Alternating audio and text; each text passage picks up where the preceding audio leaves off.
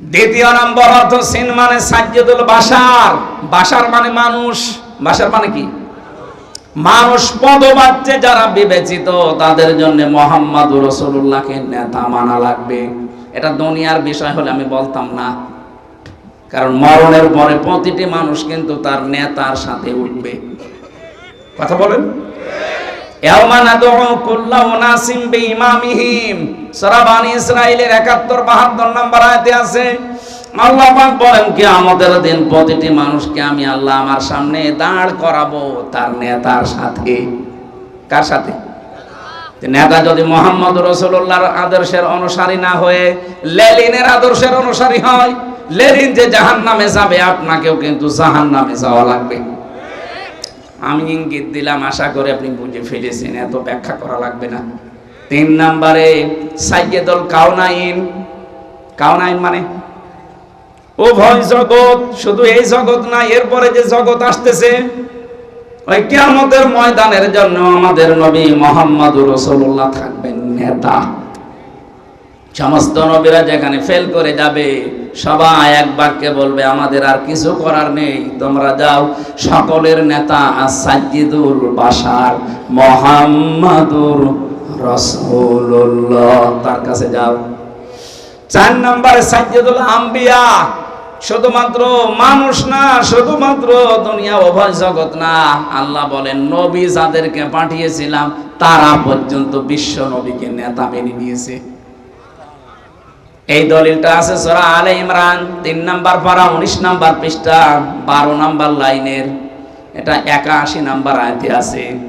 রব্বুল আলামিন বলেন অমিনান নাসি অমিনান নাবি ওয়াইদি আখাযাল্লাহু মিসাকান নাবিয়িনা লামা আতাইতুকুম মিন কিতাবিন ওয়া হিকমা। এটা আমার উদ্দেশ্য না, শুধু আয়াতটা পড়লাম। ৫ নম্বরে সাইয়্যিদুল মুরসালিন, শুধু নবী না, যারা রাসূল হয়ে এসেছিলেন দুনিয়ায়। এই পৃথিবীতে আল্লাহ রাসূল পাঠিয়েছেন কয়জন বলেন তো? ৫১১ জন, আর বাকিগুলো সব ছিল নবী। মুসলিম শরীফের ভেতরে আছে ৫১১ জনকে আল্লাহ রাসূল বানিয়েছিলেন, আর বাকি ১,২৪,০০০ যে নাম শোনা যায় সবাই ছিলেন নবী। নবী আর রাসূলের ভেতরে আবার পার্থক্য আছে, এটা তো ক্লাস চলছে না, যেভাবে ভেঙে বোঝানো লাগবে। এক কথায় নবী ছিলেন বাকি সবগুলো, রাসূল ছিলেন ৫১১ জন। এই ৫১১ জনের কাছেও আমাদের নবী ছিলেন আদর্শ নেতা। এবার আপনার মাথার ভেতরে মগজ আছে, বুদ্ধি আছে, একটু খাটান। নবীদের রাসূলদের উভয় জগতে মানুষ হিসাবে তামাম পৃথিবী এবং যত জগৎ সবাই যদি রাসূলুল্লাহকে আদর্শ মানতে পারে, তে বাংলাদেশের ১৮ কোটি মানুষের কি হয়েছে? এরা কেন তার বাবাকে মানবে? হ্যাঁ, কথা বলছে না কেন? এরা কেন তার স্বামীকে মানতে যাবে? এদের তো একমাত্র কেবলমাত্র শুধুমাত্র আদর্শ হওয়া লাগবে, নেতা হওয়া লাগবে মুহাম্মদুর রাসূলুল্লাহ। এবার আপনি যান, ইয়াসিন পড়বেন না তাহা পড়বেন, পড়েন। ২৯টা হরফের ভেতরে নবীজির গুণগান আর নামের মর্যাদাগুলো আল্লাহ এমন ভাবে সাজিয়েছিলেন। আজকের তেলাওয়াতকৃত আয়াত সূরা বাকারা, মাত্র একটা আয়াত পড়েছি, এর মনে হয় ৩ ভাগের ১ ভাগের কথা আজকে শেষ হবে। আমাদের আজকের আলোচনার বিষয় আমি সাজিয়ে নিয়েছি। আলোচনার বিষয় হচ্ছে ঢোকো বা প্রবেশ করো। কি বললাম? প্রবেশ করা লাগবে। কোথায় প্রবেশ করবেন এই কথাটা আল্লাহ কোরআন দিয়ে আমাদেরকে জানিয়ে দিয়েছেন। 2টা শব্দের ব্যাখ্যা খুব গুরুত্বপূর্ণ, সালমন আর সিলমন। আমি আলেম যদি এখানে থাকেন তাদেরকে একটু চিন্তা করার জন্য বলবো। আল্লাহ পাক ঘোষণা দিচ্ছেন ইয়া আইয়ুহাল্লাযীনা আমানু, এই ভালো করে শুনবেন। আল্লাহ ডাক দিয়েছেন কোন বেঈমানকে না, ওহে যারা বেঈমান না, ওহে যারা ঈমানের দাবি করো তাদেরকে বলছি। এখন আমার প্রশ্ন, আমরা কি ঈমানদার না বেঈমান? আপনার ঈমান আছে কিনা আপনি জোর করে বললে হবে। নবীজির কাছে সাহাবী প্রশ্ন করলেন, হে নবী, আমার যে ঈমান আছে আমি কি করে টের পাবো? আমার যে ঈমান আছে ভেতরে আমি কিভাবে টের পাবো? এর লক্ষণ কি? নবীজি বললেন ইদা সাররাতকা হাসানাতুকা ওয়া সাআতকা সাজ্জিয়াতুকা ফান্তা মুমিন। যখন তোমার ভালো কাজগুলো তোমাকে আনন্দ দেবে আর অন্যায় কাজ দেখলেই ভেতর থেকে একটা বাধা আসবে, তখন বুঝবে তোমার ঈমান আছে। বলেন তো 15.5 বছরে অন্যায় কাজ দেখলেই বাধা এসেছে না? অনেকের আরো আনন্দ লাগতো, অথচ লোকটা হাজী সাহেব এই কথা বলে না কেন? প্রকাশ্য মানবতা বিরোধী কাজ চলছে, আল্লাহ রাসূল বিরোধী কাজ চলছে, ইসলাম বিরোধী। ভেতর থেকে একটা বাধা আসা, ধাক্কা আসা দূরের কথা, না আরো আনন্দ পেত আরো। যারা কনসার্ট দিতেন, উলঙ্গ অর্ধ উলঙ্গ নাচের ব্যবস্থা করতেন, এইটার দ্বারা যুব সমাজ ধ্বংস হতো। কথা বলে না কেন? কিছু না হোক ওখানে নারী পুরুষের অ্যাক্সিডেন্ট হইতো। অ্যাক্সিডেন্ট বোঝেন? অন্তত ধাক্কা তো লাগতো। এই সমস্ত জায়গা যারা 1 মাস 1.5 মাস 3 মাস ব্যাপী অনুষ্ঠান করতেন, এদেশের হাজারো মানুষ ওটা তো নিষেধ করা, রাগ করা দূরের কথা, আরো মনে মনে সাপোর্ট করতো। মানুষ একটু কি আনন্দ করবে না? আরে ভাই হারিয়ে যাচ্ছে। হযরত আদম নবীকে আল্লাহ যেই দিন বিবাহ দিয়ে দেন হাওয়া আলাইহিস সালামের সাথে জান্নাতের ভেতরে, মুসকুন আনতা ওয়া যাওজুকাল জান্নাতা ওয়া কুলা মিনহা রাগাদান হাইসু শি'তুমা। এই আয়াতের ভেতরে প্রায় 5টা তথ্য আছে। আমরা সাথে আন্দাজে সাওয়াবের নিয়তে পড়ি যাই, এখান থেকে আল্লাহ যেগুলো নিতে বলে একটাও আমাদের ক্ষমতায় নেই।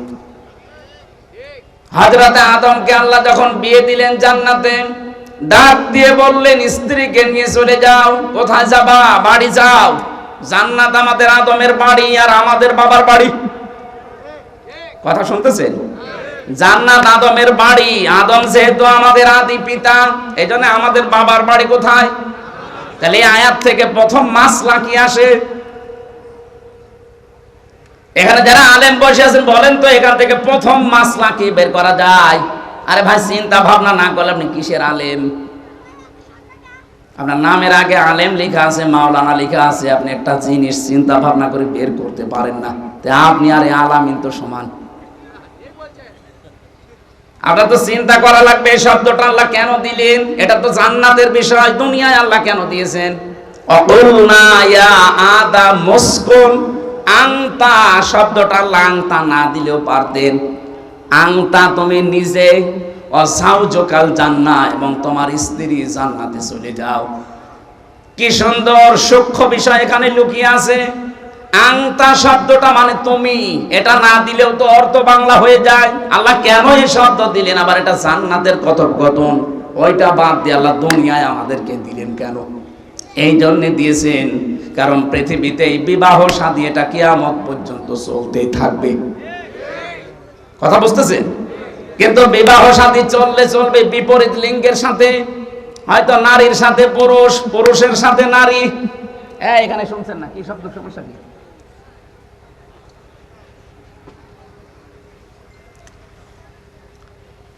খেয়াল করেন তো, নারীর সাথে পুরুষ, পুরুষের সাথে নারী, এই যে বিপরীত লিঙ্গের সাথে যে বিবাহের সিস্টেম, এটা আমি বানিয়েছি।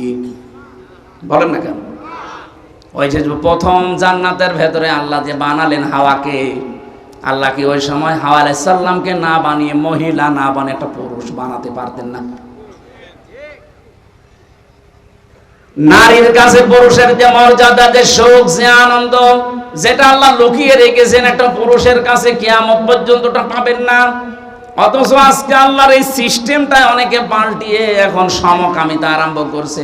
গত পরশুদিনও কুষ্টিয়ায় 2 মহিলা বলছে আমরা বিয়ে করব, যদি আমাদের মেয়েতে বিয়ে না দেন আমরা 2 জনই আত্মহত্যা করব। কোথায় পৌঁছিয়েছে তারা বলেন? আল্লাহর পুরো সিস্টেম তারা পাল্টিয়ে ফেলেছে। আল্লাহ পাক আদম নবীকে হাওয়া আলাইহিস সালামের সাথে বিয়ে দিয়ে বলেছিলেন যাও বউ নিয়ে তুমি নিজে জান্নাতে যাও। এইজন্য আল্লাহ আংতা দিয়েছেন।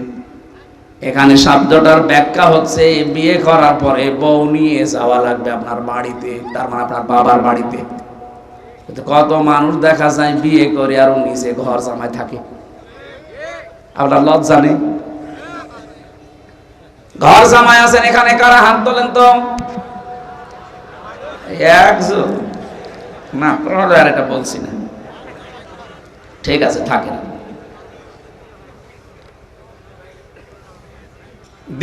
দ্বিতীয় শিক্ষাটা কি?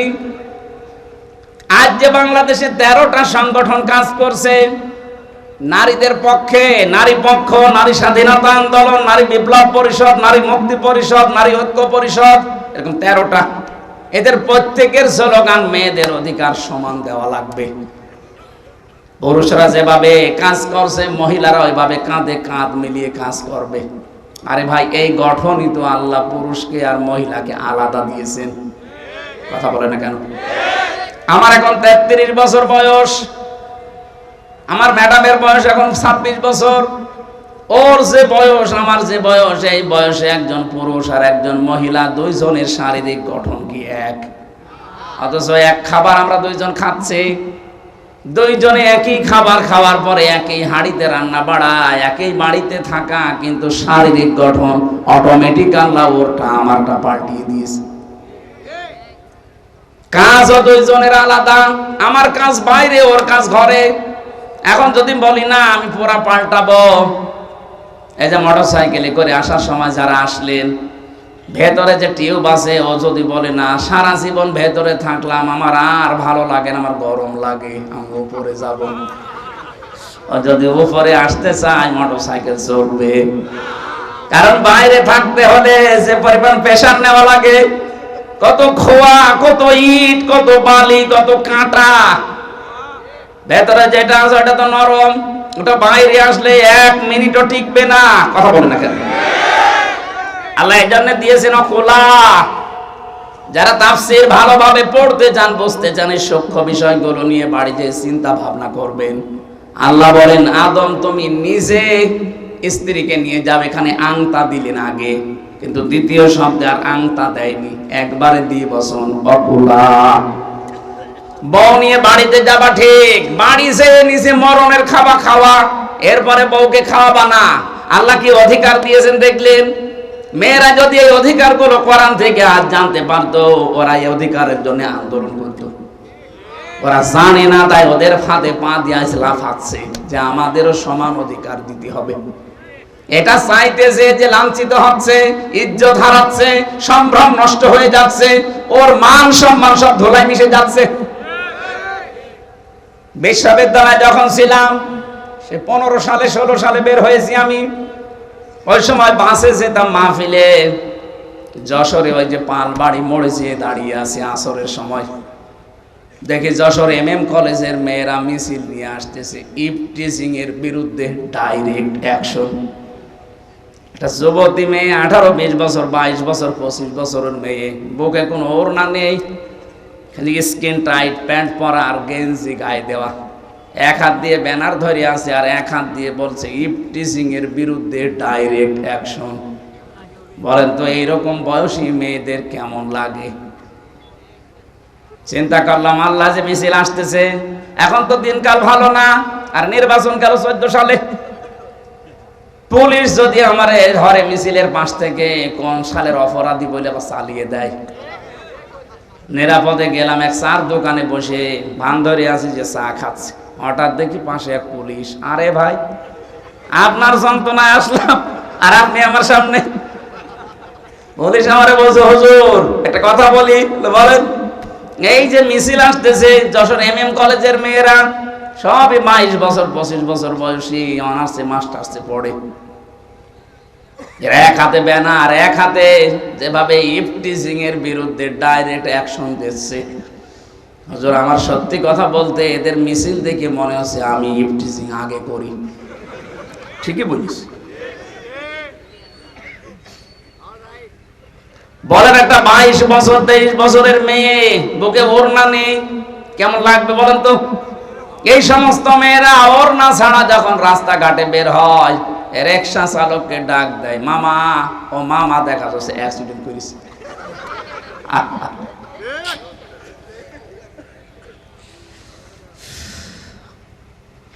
এই জন্য কোলা শব্দটার তাফসীর আপনারা বেশি বেশি দেখবেন, মেয়েদেরকে বোঝাবেন। অকোলা দ্বিবচন দিয়েছেন, মাঝখানে আংতা নেই।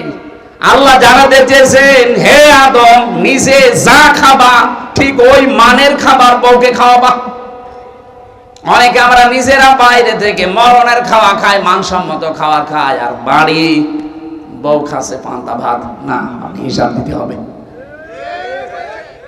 এমন বলেন, হুজুর আপনি যা খান বাড়ি থাকেন। আরে ভাই, আমি তো কিনে খাই না, আমি সব আপনাদেরটা, আমার সব পরে পরে চলছে।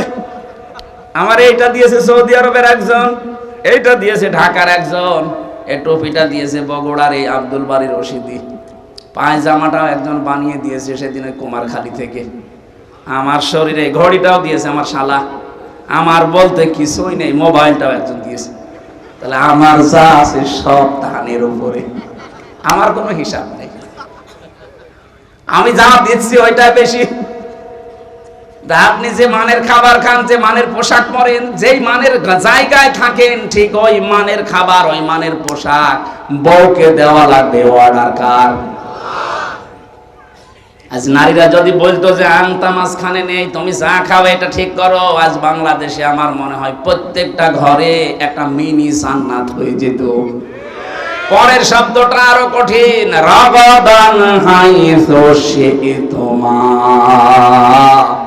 আল্লাহ পাক বলেন, বউ নিয়ে শুধু ঘরের ভেতরে বন্দি করে রাখবা না, ওকে বেড়াতে নিয়ে যাবা, যেখানে ইচ্ছা যাবা, যা ইচ্ছা খাবা, কিন্তু সাবধান, ওয়ালা তাকরাবা হাদিহিস শাজারা, ওই গাছের কাছে যাবা না। আমরা অনেকেই মনে করি এই গাছ মানে জান্নাতের ওই গন্ধম গাছ। কে বলেছে আপনাকে? এটা যদি শুধু জান্নাতের গন্ধম গাছ উদ্দেশ্য হবে, তো দুনিয়ায় আয়াত নাযিল করলো কোন কারণে? এই নিষিদ্ধ গাছ দিয়ে আল্লাহ জানাতে চেয়েছেন জান্নাতের ভেতরে সব জায়গায় যেমন যাওয়া যায়, শুধু ওই গাছের কাছে বাদ দিয়ে পৃথিবীতে সব জায়গায় যেতে পারবা, 500টা জায়গায় বাদ দিয়ে। কত? এই কোরআনে 500 শরীয়তের বিধিবিধান আছে নিষেধ। আপনি ওই জায়গাগুলোতে গেলেই থমকে যাবেন। হযরতে আদম এইটা করেন না, স্ত্রীর কথা মতো তিনি এই গাছের কাছে গিয়েছেন, ফলও খেয়েছেন, এই জন্য বিপদে পড়েছিলেন। তাহলে আমাদের উচিত হবে এখান থেকে বউ নিয়ে শুধু ঘরবন্দি করে রাখা না, তারও একটা স্বাধীনতা আছে। তাকে আপনি নিয়ে ঘুরতে যাবেন বিভিন্ন জায়গায়, আত্মীয় স্বজনের বাড়িতে, কিন্তু সাবধান, যেখানে গেলে আপনার বড় পর্দা থাকে না, আপনারও পর্দা থাকে না, এইরকম জায়গায় যাওয়া যাবে না। এরকম জায়গা দেশে নেই। এমন বিয়ে অনুষ্ঠান হচ্ছে যেখানে পর্দার বালাই নেই, অথচ ওটা আপনার আপন মামাতো বোনের বিয়ে। না, মামাতো বোন না, আপন বোনের বিয়ে হলো যেতে পারবেন না, যেখানে গেলে আল্লাহর ফরজ বিধান পর্দায় থাকে না। এমন বিয়ে আছে কিনা বলেন তো? এই বলেন, এই যে গায়ে হলুদের অনুষ্ঠান করা হয়, কোথায় পেয়েছেন? ভট্টাপি, এটা হিন্দুদের রীতি। মান তাশাব্বাহা বিকওমিন ফাহুয়া মিনহুম, যে যার রীতি অনুসরণ করবে, কালচার অনুসরণ করবে, কিয়ামতে সে তার সাথে উঠবে। আপনি কি চান আপনার হাসর ওই হিন্দুর সাথে হোক? তাহলে এই গায়ে হলো অনুষ্ঠান বাদ দেওয়া লাগবে। 2 নম্বরে, এই যে মেয়ের বাড়িতে যে 150, 200, 300 মানুষ নিয়ে যে বর পক্ষ বরযাত্রী নিয়ে যে খাচ্ছে, কোথায় পেয়েছেন এটা? আপনি যদি ইসলাম থেকে নিতে চান, তাহলে মুহাম্মদুর রাসূলুল্লাহ সাল্লাল্লাহু আলাইহি সাল্লাম যতগুলো মেয়ে বিয়ে দিয়েছিলেন, সবগুলো অনুষ্ঠান নবীজি নিজে করেছিলেন তার জামাই বাড়িতে। নবী যত বিয়ে করেছেন প্রত্যেকটা অনুষ্ঠান তার বাড়িতে নিজে ছাগল জবাই করে, দম্বা জবাই করে লোকজনকে খাওয়াতেন। এটা ওলিমা বলে। এটা আজ নেই, এটা হয়ে গেছে বরযাত্রী। না, এটাই সিস্টেম বাদ দেওয়া লাগবে। আপনি যদি সত্যি ইসলাম মানতে চান, এই সিস্টেম বাদ দেওয়া লাগবে। আপনার বাবাকে আপনি বোঝাবেন, দেখেন আপনি জাহান্নামে যেতে চান, আপনার সাথে আমি নেই, আপনি বাবা হলেও নেই। আপনি বিয়ে দিয়ে যদি জান্নাতের কামাই করতে চান, আমার শ্বশুর বাড়ি থেকে যে কয়জন আসবে, মনে করেন 100-150 জন, আমার আত্মীয় স্বজন আরো 150, 300 জনের আয়োজন আপনার সামর্থ্য অনুযায়ী আপনি বাড়িতে করবেন না। আপনি নিজে আরো নিয়ে মেয়ের বাড়িতে যাচ্ছেন। 18-20 বছর 22 বছর এই মেয়েটার পেছনে শ্রম দিয়েছে, লেখাপড়া শিখিয়েছে, আদর ভালোবাসা। আপনি একটু বিবেক দিয়ে বলেন তো, এই মেয়েটা সারা জীবনে কোনো উপকার মা বাবার করবে? বলে না কেন? ওই মেয়েটার যত উপকার, যত খেদমত, আপনার বাচ্চা সব আপনি নিজে নেবেন সারা জীবন। একটা উপকারও তার মারও নেই, বাবারও নেই। সব উপকার আপনার। আপনার বাচ্চা সে বহন করবে, সে লালন পালন করবে, আপনার খেদমত করবে, আপনার বাড়ি পাহারা দেবে। সব কি ওর বাবা মার না আপনার? ওর বাবা মা শুধু 18-20 বছর শুধু মানুষ করে দিয়েছে, এই তো বেশি। আবার 200 জন খাওয়ানো লাগবে। কোথায় পেয়েছেন এই জুলুম? এই সিস্টেম যদি বাদ দিতে না পারেন, আপনার বিবাহ জায়েজ হচ্ছে না। আমি মনে হয় একটু বেশি বলে ফেললাম না, কারণ আমার 3টা মেয়ে, আমি যেন বেশি যাই। আমার তো ছেলে নেই। আরে ভাই মাসলা বললাম, আমার ছেলে হলেও আমি বলতাম। এই সিস্টেম বগুড়াতে আছে না, এই বরযাত্রী, এটা বাদ দেওয়া লাগবে। এটা করা লাগবে অলিমা। অলিমা কি মেয়ের বাড়ি হয় না ছেলের বাড়ি? বলেন। আপনি কি পড়েন হাদিসে? কোন জায়গায় বরযাত্রী পড়েছেন অলিমা, আপনি সেটাকে বরযাত্রী হিসাবে চালিয়ে দিচ্ছেন। আশা করছে আগামী থেকে বিয়ে শাদী হলে এই সিস্টেম চালু করবেন। তাহলে এমন কোন অনুষ্ঠানে বউ নিয়ে যাওয়া যাবে না যেখানে গেলে নিজেরও পর্দা নেই, স্বামীরও পর্দা থাকে না। যাক, মানুষ যদি দুনিয়া সব একদিকে রাগ করে হয়ে যায়, যাক, আমার বোন ভাই কিচ্ছু দরকার নেই, আমাকে দরকার আমার আল্লাহর বিধানটা। এরকম মন নিয়ে, ঈমান নিয়ে যদি সত্যি টিকে থাকতে পারেন, অজানা একটা অনির্বচন সুখ আপনি অনুভব করবেন। ওটা কিনতে পাওয়া যায় না। শব্দটা বলেছি, অনির্বচন সুখ। এই যে বাচ্চারা যখন মায়ের পাখার নিচে দেখবেন, ছোট ছোট বাচ্চা যারা মুরগির বাচ্চা, এরা মা পাখিটা যখন লোম এভাবে দিয়ে দেয় পাখাটা, এরপরে ডাউন করে দেয়, এটাকে কোরআনের ভাষায় বলে ওয়াকফিজ। ওয়াকফিদ, তুমি ডাউন করে দাও, এরপরে ফল করে দাও। পাখির এই ডানাটার ভেতরে সফট, কমল, মোলায়েম, এত সুন্দর সুন্দর পর আছে, একটার সাথে যখন আরেকটা লেগে যায়, এভাবে ডাউন করে দেয়, এরপরে ফল করে নামিয়ে দেয়। বাচ্চাগুলো ওর নিচে সিল, বিভিন্ন কাক, দুশমনদের হাত থেকে বাঁচার জন্য ওর নিচে যে একটা কিচির মিচির আওয়াজ দেয়, কি দেখেছেন না? এইটাকে বাংলায় বলে অনির্বচন সুখ। এটা কিনতে পাবেন না, এটা আলাদা। আল্লাহ পাক বলেন দুনিয়ার সব একদিকে যাক, তুই যদি আমার বিধান নিয়ে দাঁড়িয়ে থাকতে পারিস, হ্যাঁ, তোর বোন হয়তো রাগ করবে, তোর চাচা হয়তো রাগ করবে, তোর খালা হয়তো রাগ করবে। আমি যে আল্লাহ বিধান দিয়েছি, বিধানের উপরে টিকে থাকতে গেলে, টিকে যদি থাকতে পারিস, দুনিয়া সব একদিকে যাক, আমি আল্লাহর জন্য যদি একাও দাঁড়িয়ে থাকতে পারিস, একটা আলাদা সুখ আমি তোকে দেব।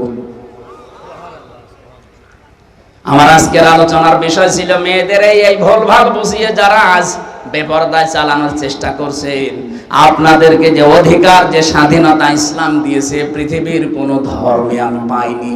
বহু ধর্মের তুলনামূলক আমি বিশ্লেষণ করেছি, কোন ধর্মে এত অধিকার দেওয়া হয়নি। জোরে বলেন সুবহানাল্লাহ। আমার ভাইরা, আল্লাহ রাব্বুল আলামিন ঈমান আছে কিনা, আমি এই শব্দ থেকে এসেছিলাম। ঈমান আছে কিনা আপনি পরীক্ষা করবেন। আপনার থার্মোমিটার এটা। ভালো কাজ আপনাকে আনন্দ দেবে, অন্যায় দেখলে আপনার ভেতর থেকে একটা বাধা আসবে। কথা বুঝতেছেন? খারাপ লাগবে আপনার, তখন বুঝবেন আপনার ঈমান আছে।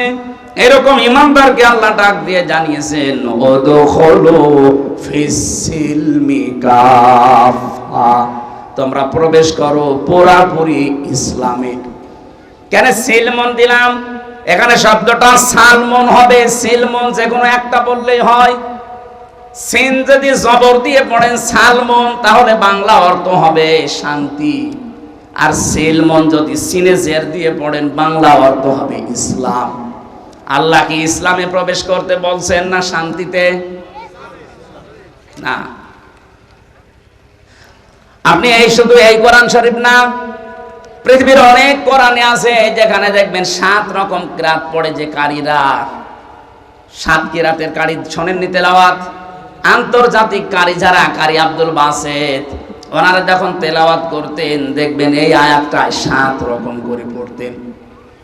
ইয়া আইয়ুহাল্লাযীনা আমানু দুখুলু ফিস-সালমি কাফা, হে ঈমানদারেরা তোমরা শান্তিতে প্রবেশ করো পুরাপুরি। আরে ভাই, ইসলামে প্রবেশ করার মানেই তো শান্তিতে। ইসলাম মানে কি বলেন বলেন। এবার আসেন আমি ব্যাখ্যায় যাচ্ছি। তাহলে সিন দিয়ে জবরে পড়া যায়, জেরেও পড়া যায়। জবর দিয়ে হবে শান্তি, আর জের দিয়ে হবে ইসলাম। অধিকাংশ মুফাসসিরিন ইকরাম প্রায় 42টা তাফসীরের ভাষ্যে আপনারা ইসলামে প্রবেশ করেন এই ভাষ্য দিয়েছেন। আর আধুনিক তাফসীর এখন যেগুলো বের হচ্ছে এগুলোর ভাষ্য আলাদা। আমি আগেরটা বললাম, সব মুফাসসির দিয়েছেন তোমরা প্রবেশ করো ইসলামে। হ্যাঁ, এখন ইসলামে প্রবেশ করবেন কি করে? আপনি তো আংশিক প্রবেশ করার কথা নেই, কাফা পরিপূর্ণ। আমার এবার বোঝানোর বিষয় তাফসীর থেকে আমি যেটা নোট করেছি সেইটা বলছি। এবার আল্লাহ রাব্বুল আলামিন জানিয়েছেন 5টি আলামত আপনার ভেতরে পাওয়া যাবে। আপনি যে ইসলামে পরিপূর্ণ প্রবেশ করলেন কিনা এটা আপনি বুঝবেন। কয়টা? আমি সহ যারা এখানে আছি আজকে প্রত্যেকেই মিলাবো, তারপরে বাড়ি যাব। আমরা দেখবো যে 5টা বিষয় আমি দুনিয়ায় মানি কিনা। এই 5টা যদি আমার ভেতরে পাওয়া যায় তাহলে আমি আল্লাহর এই ভাষায় পরিপূর্ণ ইসলামে দাখিল হতে পেরেছি।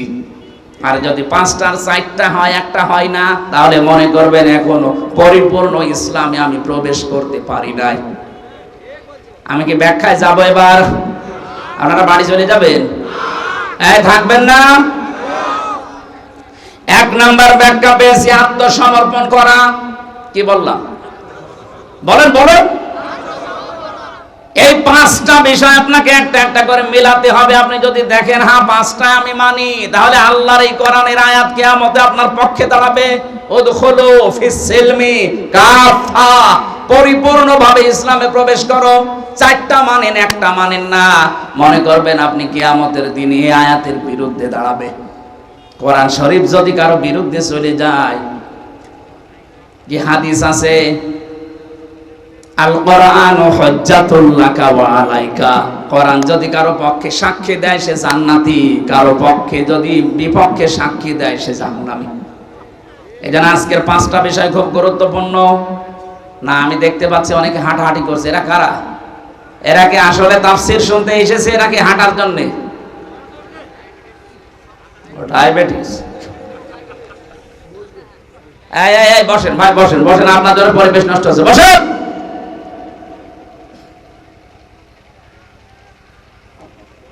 এত সুন্দর ক্লাস আপনি কোথায় পাবেন? এই যে নিরিবিলি ক্লাস চলছে, বিশ্ববিদ্যালয়ে যারা ক্লাস নেয় দেখেছে এক একটা শব্দের এত ব্যাখ্যা নিয়ে আসে তারা, কারণ তারা লেখাপড়া করে। আমাদের তো আর ওই মানের জ্ঞান নেই। আমি যতটুকু পেরেছি চেষ্টা করছি বোঝানোর সহজভাবে। আপনি তো আমাকে সাহায্য করবেন একটু পরিবেশটা ঠিক করে দিয়ে। ইসলামের ভেতরে আমি পরিপূর্ণ প্রবেশ করেছি কিনা তার আলামত কয়টা? আরো জোরে ছাত্রের মতো জবাব দেন, কয়টা? 1 নম্বরে আত্মসমর্পণ করা, 2 নম্বরে আপনার ভেতরে ইখলাস লাগবে, 3 নম্বরে বিশুদ্ধ আকীদা লাগবে, 4 নম্বরে উত্তম চরিত্র লাগবে, 5 নম্বরে লেনদেনে স্বচ্ছতা থাকা লাগবে। কয়টা বললাম? এই 5টা শব্দের ভেতরে কত কথা আছে আমার এই ছোট মাথার ভেতরে যত আছে, এরকম 1-1.5 ঘন্টা না, 5 রাত আমি একাধারে শুধু 5টা শব্দের ব্যাখ্যা করতে পারবো ইনশাআল্লাহ। আজকে প্রথমটা আমি শুরু করছি আত্মসমর্পণ। আল্লাহ রাব্বুল আলামিন সূরা মুমিন 26 নাম্বার পারা 13 নাম্বার পৃষ্ঠার 13 নাম্বার লাইনের 66 নাম্বার আয়াতে ঘোষণা দিয়েছেন যে আত্মসমর্পণ কিভাবে করবা। আল্লাহ পাক বলেন, কুল ইন্নী নুহিতু আন আ'বুদাল্লাযীনা তাদউনা মিন দুনিল্লাহ লাম্মা জানিয়াল বাজ্জিনাতু মির রাব্বি ওয়া উমিরতু আন মুসলিমা লিরাব্বিল আলামিন। বলেন আল্লাহু আকবার।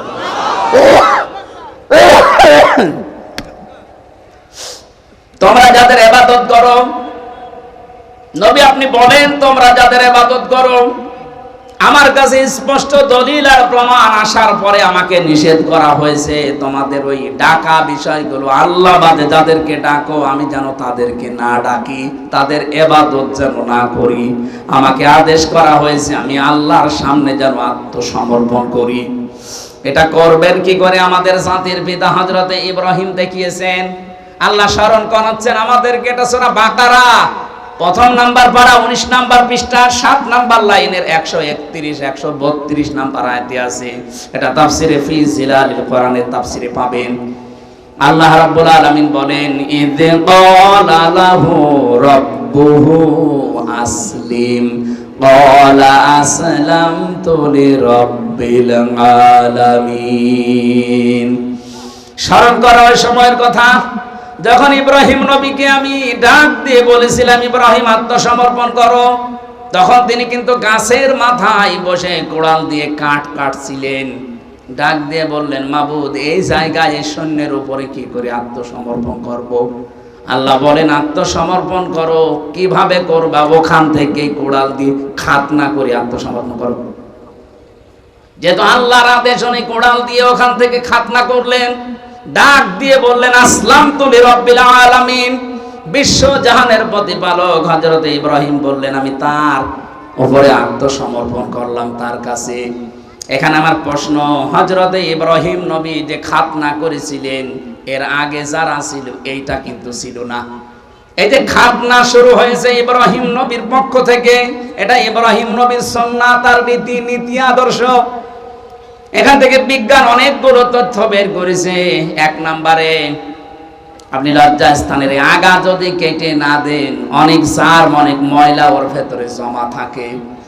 এই যে হিন্দু যারা, আমি জেলখানায় যাওয়ার পরে এইটা আমার যিনি জেলার ছিল ও দেবদুলাল, ও আসলেই মানুষ বলতো ফুল হাতা আসতেছে। ফুল হাতা বোঝেন? আমরা যারা মুসলমান আমরা কি আফাতা, আমরা কি? আর ওই দাদা যখন আসতো বলতো যে ফুল হাতা আসতেছে, তার মানে মুসলমানই দেয়নি। বিজ্ঞান এখানে আমি কয়েকটা তথ্য পেয়েছি। এই জন্য অনেক হিন্দু শিক্ষিত যারা, এরা যেহেতু ধর্মীয় রীতিতে নেই এই জন্য ভয়ে করে না, কিন্তু গোপনে অনেকে ডাক্তারের কাছে গিয়ে আগা কেটে নেয়। আপনি দেখবেন গোপনে গোপনে, আমি বহু পেয়েছি। জিজ্ঞাসা করলে বলে বাদ দেন, ওই আগের ওই মানধাত আমলের চিন্তা ভাবনা, ও ছাতা করিয়েই তো আমার জিনিসপত্র নষ্ট হয়ে যাচ্ছে। শেষে দেখা যায় গোপনে চুরি করে ডাক্তার দিয়ে বলে ভাই আমার কেটে দিন। আরো বাকি 3টা বিষয় আছে, এগুলো এই এই এই প্লেসে বলা ঠিক না, ওগুলো আলাদা প্লেস আছে। এটা বলা যাবে না পরে। হযরতে ইব্রাহিম নবীর জীবনে 50টা পরীক্ষা আল্লাহ নিয়েছিলেন। কোরআন শরীফে এখন যদি ওই 50টা পরীক্ষার কথা আয়াত দিয়ে দিয়ে বলা হয়, কমপক্ষে 1 মিনিট করে হলো 50 মিনিট লাগবে। এটা একটা আলাদা সাবজেক্ট আছে ইব্রাহিম নবীর জীবনের 50টা পরীক্ষা। এই যে ডোমন পুকুর কামিল মাদ্রাসা আছে না এখানে, ওরা ওই সাবজেক্ট আমাকে দিয়েছে, বলেছে আপনি নবীর জীবনে 50টা পরীক্ষা ইব্রাহিম নবী, ওইটা বলবেন।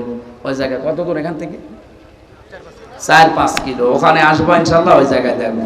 ওনার সর্বশেষ পরীক্ষা এইটা ছিল। সর্বশেষ পরীক্ষার ভেতরে আমি পেয়েছি তিনি এই যে খাতনা করেছিলেন। আমরা যারা তার সন্তান দাবি করি তাদের এই সুন্নাত এখান থেকে শুরু কিয়ামত পর্যন্ত আমরা যারা, তারা সব এই খাতনা করব হযরত ইব্রাহিম আলাইহিস সালামের সুন্নাত অনুযায়ী। আল্লাহ রাব্বুল আলামিন বলেন, ইব্রাহিম এবং ইয়াকুব এই 2 জন নবীর পরের আয়াত আছে, এটা 32 নম্বর আয়াত। ওয়াসাা বিহা ইব্রাহিম বানিহি ওয়া ইয়াকুব ইয়া বানিয়া ইন্নাল্লাহা আসতাফা লাকুমুদ্দিন ফালা তামুতুন্না ইল্লা ওয়া আনতুম মুসলিমুন। বলেন আল্লাহু আকবার। এখানে আমরা যারা বাবা আছি তাদের এবার শিক্ষা। হযরত ইব্রাহিম এবং ইয়াকুব এই 2 জন নবী বাবা ছিলেন। কি ছিলেন বলেন? তিনি তার মরণের আগে, ইন্তেকালের আগে সন্তানদেরকে ডাক দিয়ে বলেছেন, হে আমার আদরের সন্তান, ইয়া বোনাইয়া, বোনাই মানে দোলা ভাই না, বোনাইয়া মানে আদরের সন্তান। হে আমার আদরের কলিজার টুকরা সন্তান, ইন্নাল্লাহ হাসতাফা লাকুমুদ্দিন, অবশ্যই আল্লাহ তোমাদের জন্য নির্বাচিত করেছেন, মনোনীত করেছেন, পছন্দ করেছেন তোমাদের জন্য দ্বীনকে। কাকে? শব্দগুলো ভালো করে খেয়াল করবেন। ইন্নাল্লাহ হাসতাফা লাকুমুদ্দিন, তোমাদের জন্য অবশ্যই আল্লাহ দ্বীনকে মনোনীত করেছেন। এখন দ্বীন কি? এই দিনের পরে যে আসবে, রাতের পরে আরেকটা দিন, ওই দিন বলেন। দিনের আমি পুরা কোরআন শরীফে অর্থ পেয়েছি, দিনের অর্থ 10টা। এটা আমি তাফসীর থেকে নোট করে এনেছি। কেউ যদি দিন বলতে কিয়ামতের ময়দানে, এই যে মরণের পরে তো 2 নাম্বার প্রশ্ন হবে, এইটা মা দিনুকা, তোর দিন কি, বলবে না? বলেন।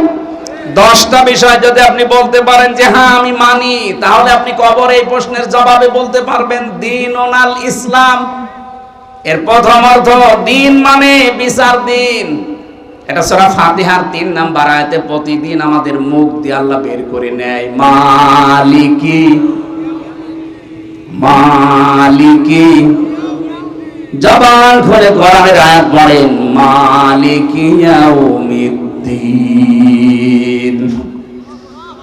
আমি এই আলোচনাটার সাবজেক্ট যেহেতু আজকে না, আমি শুধু থিওরি গুলো বলে দিচ্ছি। 2 নাম্বার দিন মানে আনুগত্য, 3 নম্বরে দিন মানে জীবন ব্যবস্থা, 4 নম্বরে দিন মানে রাষ্ট্রীয় আইন, 5 নম্বরে দিন মানে ইবাদত, 6 নম্বরে দিন মানে মুখ ফেরানো, 7 নম্বরে দিন মানে স্থায়ী শান্তি, 8 নম্বরে দিন মানে শান্তির পানি, 9 নম্বর দিন মানে বিপ্লব, 10 নম্বরে দিন মানে স্থায়ী ব্যবস্থা। এই 10টা বিষয় আল্লাহ ছোট্ট শব্দের ভেতরে, শুধু ফেরেশতারা বলবে মা দিনুকা, আপনি বলে দেবেন দীনুল ইসলাম। অত সহজ না। এই 10টা দুনিয়ায় মানা লাগবে। কয়টা বলেন? প্রতিটি নবী, বিশেষ করে এই 2 জন নবীর নাম আমি আয়াতে পেলাম, ইব্রাহিম এবং ইয়াকুব। এই 2 জন জলিলুল কদর নবী ইন্তেকালের আগে তারা বলেছিলেন, হে আমার কলিজার টুকরা সন্তানেরা, আল্লাহ কিন্তু কোন ভাষায় যদি কেউ তাফসীর পড়তে চায় তার বাধা আছে। কথা বলেন না কেন? ওযু করা লাগবে। এটা কোরআন থেকে দূরে সরানোর একটা চক্রান্ত। পৃথিবীর অন্যান্য কোন ধর্মগ্রন্থ ধরতে গেলে ওযু করা লাগে না, শুধু মুসলমানের ধর্মগ্রন্থ ধরতে গেলে ওযু করা লাগবে। কোথায় পেয়েছেন আপনি? কেউ যদি দলিল দেয় সূরা ওয়াকিয়ার 77, 78, 79 নাম্বার আয়াত, না, আপনার বুঝতে ভুল হয়েছে। আপনাকে আমি আরো স্টাডি করার জন্য বলছি। ওখানে লেখা আছে, ইন্নাহু লাকুরআনুন কারীমুন ফি কিতাবিন মাকনুন লা ইয়ামাসসুহু ইল্লাল মুতাহহারুন। আল্লাহ বলেন এটা সম্মানিত কোরআন, এটা সুরক্ষিত করা আছে সংরক্ষিত কিতাবে। ভালো করে খেয়াল করে, এখানে কারারিম মাকিন, মাকিন শব্দের শাব্দিক অর্থ স্থান। কারারিম মাকিন বলা হয় এমন স্থানকে যেখানে হাতের স্পর্শ লাগে না। মাথা একটু খোলেন, চিন্তা ভাবনা করেন আল্লাহ কি বলছেন আর আমরা কোথায় কি ব্যাখ্যা মিলিয়েছি। আল্লাহ বলেন এটা সংরক্ষিত করা আছে সুরক্ষিত কিতাবে। এখানে মাকিন শব্দের শাব্দিক অর্থ হচ্ছে কারারিম মাকিন, মানে এমন জায়গা যেখানে মানুষের হাতের স্পর্শ লাগে না। আর আমরা জানি 2টা জায়গা আছে হাতের স্পর্শ ছাড়া। একটা মায়ের যেখানে সন্তান থাকে ওই রেহেম বলা হয়, আর একটা লৌহে মাহফুজ।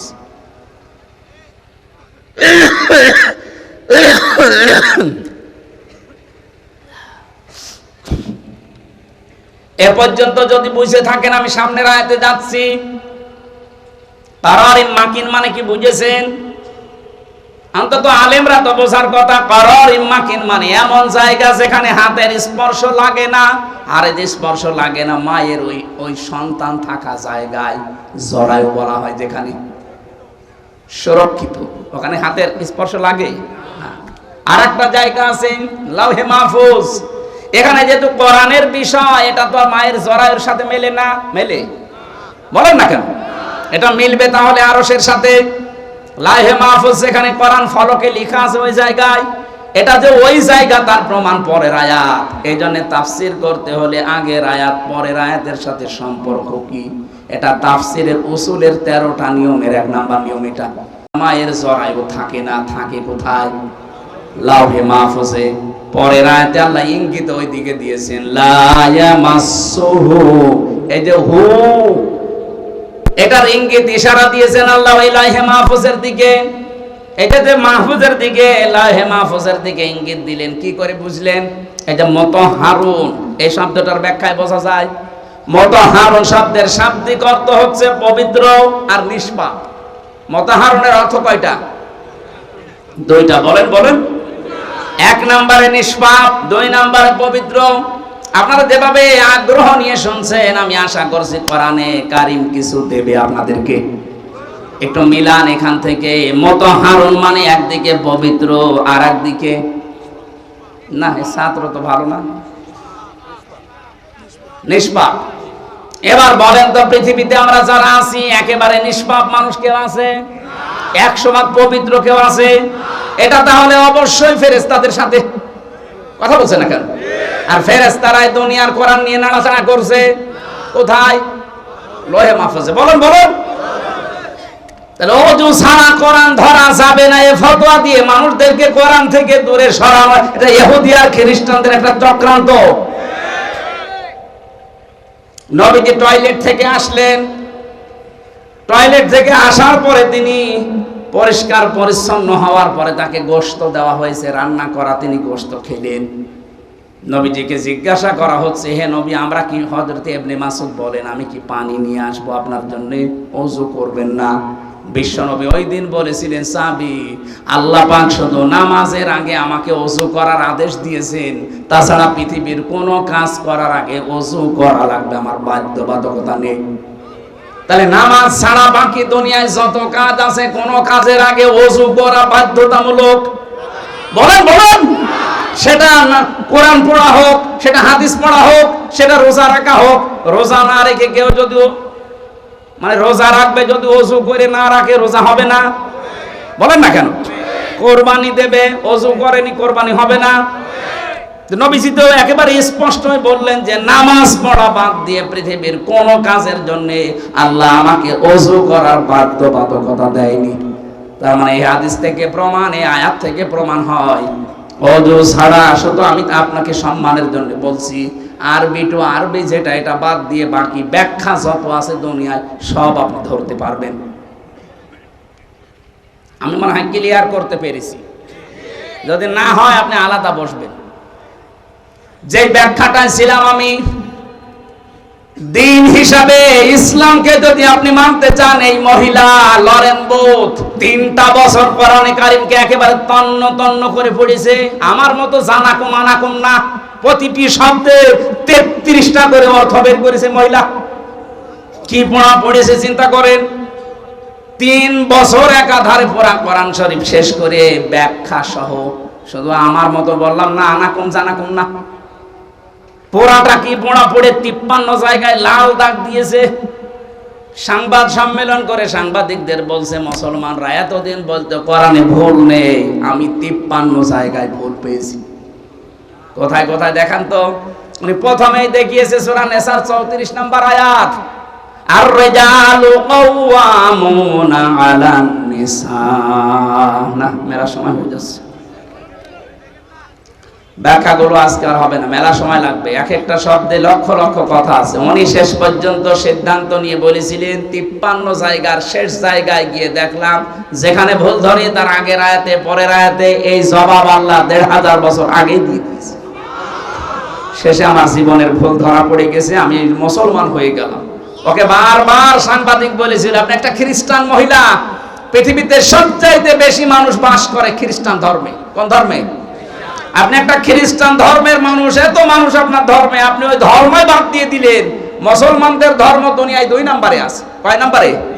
আপনি এই ধর্মে আসলেন মানে উনি এই জবাব দিয়েছিলেন। আমি কোরআন পড়ে বুঝে এরপরে আমার জীবনের ভুল ধরার পরে আমি শেষ পর্যন্ত পরিবর্তন হয়ে নিজের বাপ দাদার ধর্ম মাইনাস করে এসেছি মুসলমান হওয়ার জন্য।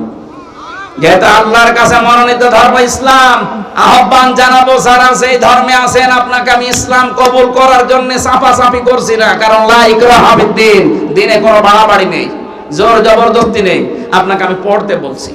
আপনি আমাদের ৪,৫০০ ধর্মগ্রন্থ দুনিয়ায় কোরআনটা পড়ে দেখেন, লরেন বুথের মতো ১-১.৫ বছর ২ বছর পড়েন, বাধ্য হবেন কোরআনের কাছে মাথা নত করে দিতে। আল্লাহর কাছে মনোনীত ধর্ম নাম কি? সূরা আলে ইমরানের ৮৫ নম্বর আয়াতে আল্লাহ এই দলিল আর একটু বিস্তারিত দিয়েছেন। আল্লাহ পাক বলেন, ওয়ামাইয়াবতাগি গায়রাল ইসলামি দীনান ফালাই ইউকবালা মিন ওয়া হুয়া ফিল আখিরাতি মিনাল খাসিরিন। দুনিয়াতে ইসলাম বাদ দিয়ে যদি অন্য কোন নিয়ম নীতি দিয়ে কেউ আল্লাহকে রাজি করতে চায়, ওর জীবনের কোন ইবাদত বন্দেগী কবুল হচ্ছে না, হবে না। হুয়া ফিল আখিরাতি মিনাল খাসিরিন, সবচাইতে বড় ক্ষতিগ্রস্ত হবে লোকটা আখিরাতে। জোরে বলেন নাউজুবিল্লাহ। আমার ভাইরা, আমার নোট করা বিষয় সবগুলো আজকে আর হবে না মনে হয়। আমি দ্বিতীয় নম্বর বলেছিলাম, আত্মসমর্পণ করাই শুধু না, ইখলাস থাকা লাগবে আমাদের প্রতিটি কাজে। এটা দলিল দেওয়া আছে সূরা জুমারের 11 নম্বর আয়াতে। 3 নম্বরে বিশুদ্ধ আকীদা তৈরি করতে হলে শিরক আর বেদাত মুক্ত বিশ্বাস তৈরি করা লাগবে।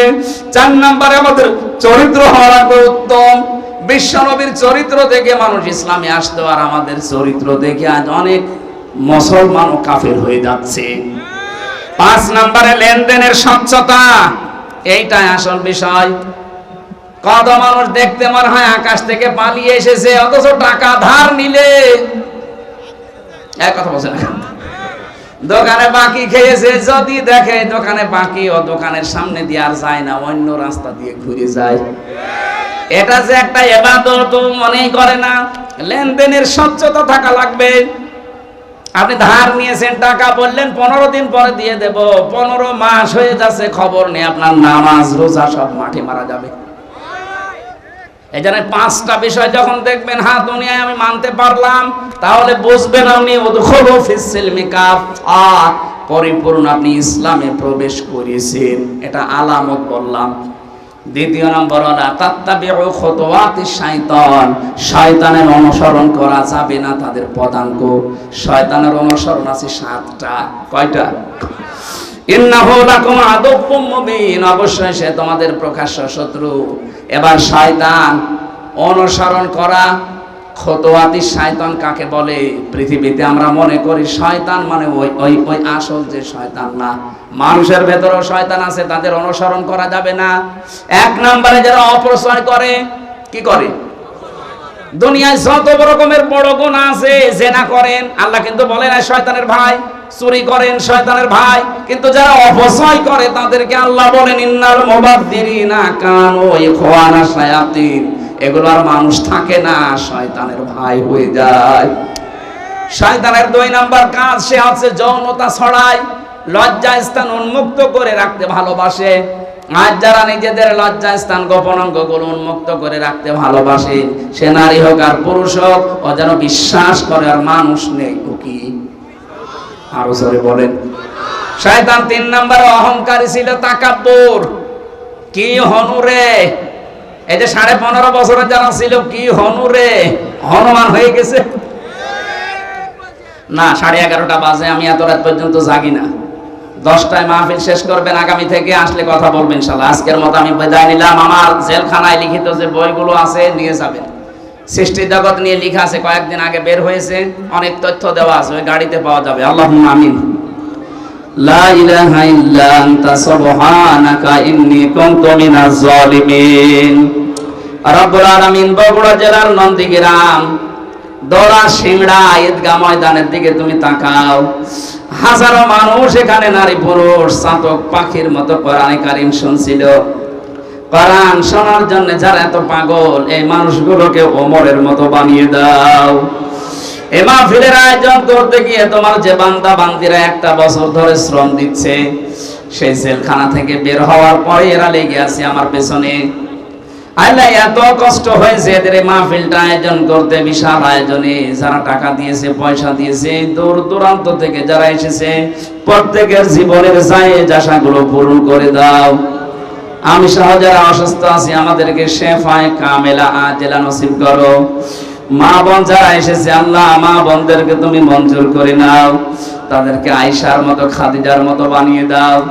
যারা দাওয়াতে এসেছি আল্লাহ তাআলা তোমার বান্দা আলামিন, তোমার এই গোলামকে তুমি মঞ্জুর করে নাও, তার মা বাবাকে মাফ করে দাও, স্ত্রী সন্তান মা বাবা ভাই বোন যারা আছে তাদেরকে তুমি কবুল করো। আল্লাহ এলাকায় মাটির নিচে কত মানুষ ঘুমিয়ে আছে, কোরআনের ইজ্জতে আজকে থেকে কবরের আযাবগুলো তুমি দূর করে দাও। মাহফিলের সভাপতি, সহসভাপতি, প্রধান অতিথি আমাদের জিয়াউর রহমান জিয়া ভাই সহ যত অতিথি এখানে এসেছে আল্লাহ কোরআনের ইজ্জতে এদের কবুল করে নাও। আমি অসুস্থ হয়ে আছি তুমি দেখতে পাচ্ছ। আল্লাহ তাআলা ঔষধের কোনো ক্ষমতা নেই যতক্ষণ তোমার হুকুম না হবে। মেহেরবানি করে আমার এই ঔষধের ভেতরে তোমার হুকুমটা দিয়ে দাও, আমার শরীর যেন আগের অবস্থায় স্বাভাবিক অবস্থায় ফিরে যায়। এই দেশটা তুমি কোরআনের হাতে তুলে দাও। কোরআনে কারীম দিয়ে ৫৬,০০০ বর্গ মাইল চলছে, এটা যেন দেখে মরতে পারি তৌফিক দাও। যে ষড়যন্ত্র চলছে বাংলাদেশ নিয়ে আল্লাহ সব ষড়যন্ত্র চক্রান্ত সব নষ্ট করে দাও। কয়েকদিন ধরে যেগুলো চলছে, বিশেষ করে সাইফুল ইসলাম আলিফ ভাই অ্যাডভোকেট, তাকে মেরে ফেলেছে। কি কারণে মেরেছে এখনো পর্যন্ত উদ্ঘাটন হয়নি। যারা এর সাথে জড়িত তাদেরকে তুমি উলঙ্গ করে দাও। এই দেশকে তুমি শান্তি, স্বস্তি, নিরাপত্তা দিয়ে ঢেকে দাও। কখন কার কাছে আজরাইল চলে আসে জানি না। আল্লাহ তাআলা পরিপূর্ণভাবে ইসলামে প্রবেশ করার যে 5টি আলামত দিয়েছো, আমি সহ প্রত্যেকের জীবনে সেট করে দাও। বারাকাল্লাহু লানা ওয়া লাকুম ফিল কোরআনিল আযীম। মরণ আসলেই যেন পড়তে পারি লা ইলাহা ইল্লাল্লাহু মুহাম্মাদুর রাসূলুল্লাহ। আসসালামু আলাইকুম।